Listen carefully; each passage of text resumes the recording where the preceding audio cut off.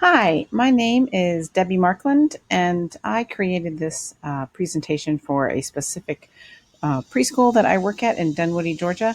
And I just thought I would share it with you and anyone else you want to share it with to help you think about how we could use the outdoors this year as we move on with our plans in early education with COVID 19.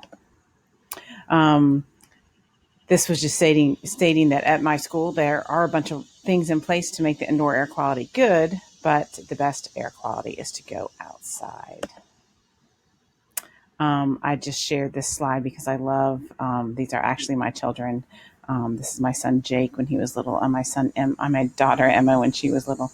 Kind of shows you that I don't mind going outside, and I don't mind my children getting messy.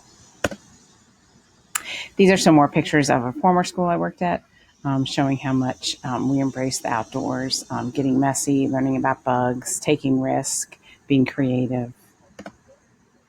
So this is the current preschool that I'm working at. And so to think about what outdoor spaces we could use, I wanted to get an aerial photo of the church. So that was fun exploring Google Earth.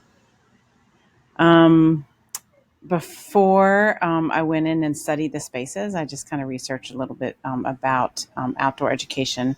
Coronavirus does disperse more quickly outside than inside. In the early 20th century, we did use outdoor schools to combat tuberculosis. This quote over here looks funny. I didn't format it correctly for this version, but basically it's saying that, oops, let me go back. It's basically just saying that besides COVID, regardless of COVID, there are lots of health benefits from being outside, such as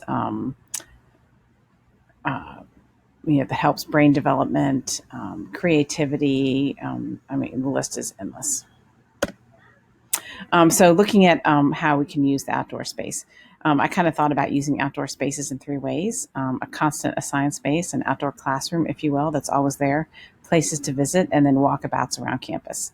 So I thought, how could we create a space outside that's essentially a smaller classroom where activities can take place?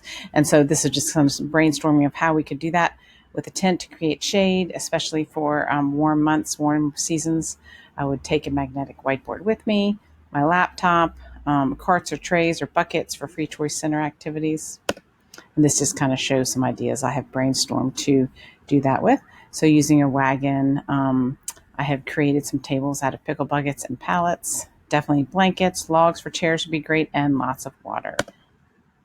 This is an aerial of the school where I work, which is on a church campus. And we just walked around campus and named each space, so that each outdoor space, so that we could tell each other when we were in that space to avoid too many people in crowded spaces due to the virus. Walking around campus, I just studied different areas and just kind of flipped my thinking about how we could use that to teach. So this is a beautiful place where someone could have snack time, story time. Obviously, lots of lessons about circles could happen here. Predicting measurements, walking around the circle, heights, sizes, lots of stuff could happen. This is a ramp leading up to the sanctuary. So I thought to myself, that ramp just sounds super fun to do some experimenting with rolling things down that. These bricks have names on them, so some rubbing with that could be fun, or just simply looking for letters.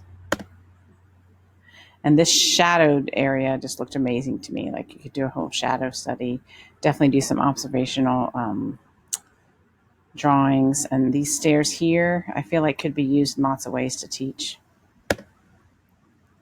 And then just rethinking space. So this is actually a playground for smaller children at the preschool who will not be starting until later in the year. So it's an open space available for the older children, meaning threes, pre-K, and fives, to make the space something else. So turning these bucket swings into maybe putting a sheet over it and painting with it, or just putting paper and painting with it.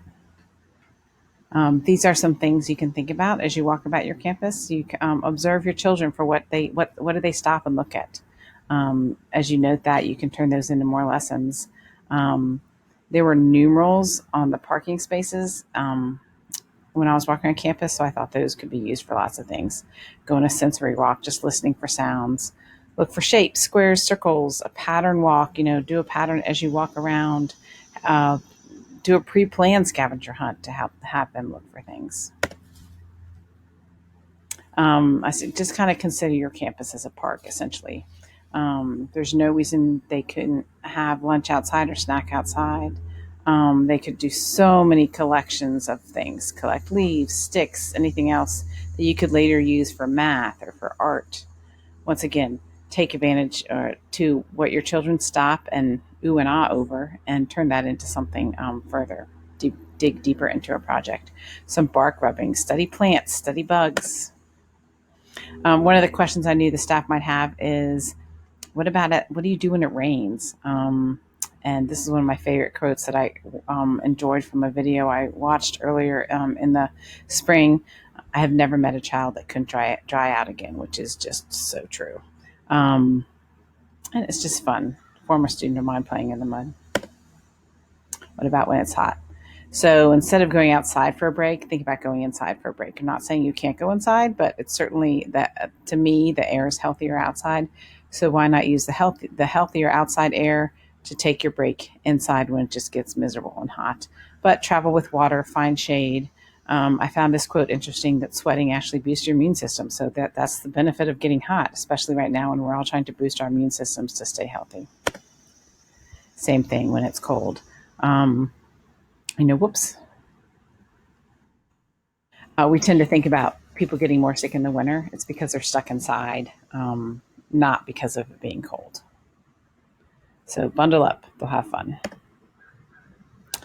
So, schools across the United States are facing an uphill battle as they figure out how to navigate COVID-19 physical distancing requirements that will allow students to return to campus.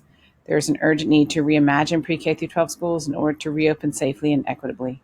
Repurposing outdoor spaces is a cost effective way to reduce the burden on indoor classrooms while providing fresh air, hands on learning opportunities, and the health benefits associated with increased access to nature.